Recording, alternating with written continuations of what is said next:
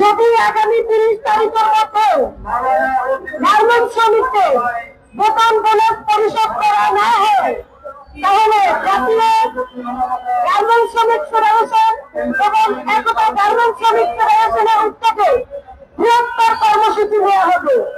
আপনারা জানেন যে ঈদের আগে গার্মেন্টস শ্রমিকেরা যেভাবে তারা হলো ঈদের আগে পরিশ্রম করে, তারা ছুটি পায় খুবই শান্ত, তারা কারণে তাদের মা বাবাদের জন্য, আত্মীয় স্বজনদের জন্য সবাই মতো তারা কেনাকাটা করছে।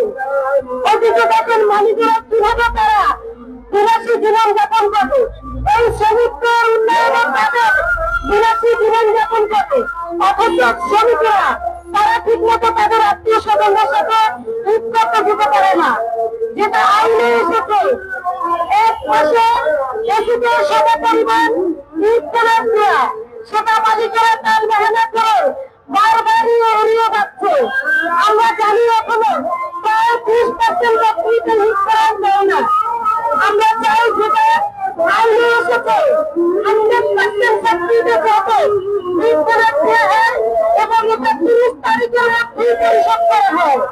আর যদি পরিশোধ করা না হয়, তাহলে জাতীয় গার্মেন্টস শ্রমিক এবং একতা গার্মেন্টস শ্রমিক ফেডারেশনের উদ্যোগে বৃহত্তর কর্মসূচি দেওয়া হবে।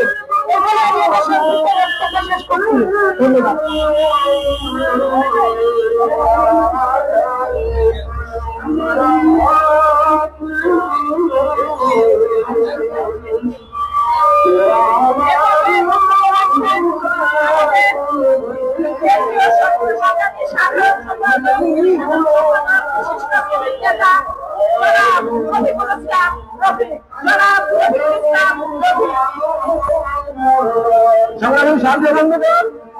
আমাদের রাষ্ট্রের কর্মসূচি খুবই সংক্ষিপ্ত হবে।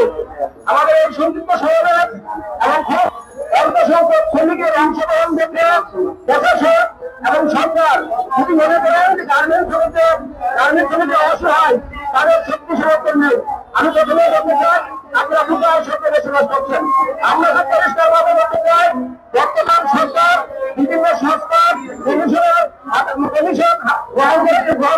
গঠন করেছেন বাংলাদেশের এই দুর্নীতি সহ বিভিন্ন কার্যকলাপ গ্রহণ করার জন্য। আমরা বলতে পারছি গার্মেন্টস শ্রমিকরা আর 15 বছর আগে 20 বছর আগে যে মানবীয় জীবনযাপন করতেন, বর্তমান সরকারের এরকম দেশ করার সময় পার হলে গার্মেন্টস শ্রমিকদের ক্ষেত্রে সেরকম 20% অভাব উন্নতি হয়ে যায়। আমরা তাই বলতে চাই, এবারে ঈদে 30 তারিখের মধ্যে গার্মেন্টস শ্রমিকদের বেতন বোনাস পরিশোধ করতে হবে।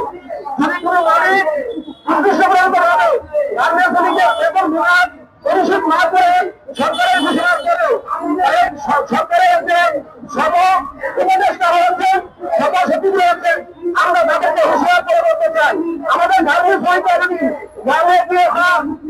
আত্মীয় স্বজনের সাথে ঈদ উদযাপন না করতে পারে, তাহলে সভা উপদেষ্টা নিজেরা হচ্ছেন, সভাপতি হচ্ছেন, আপনাদেরকে ঘেরাও করে রাখা হবে টাকা সহ, আপনাদেরকে বাড়ি থেকে স্ত্রী স্বজনের সাথে ঈদ করতে দেওয়া হবে না।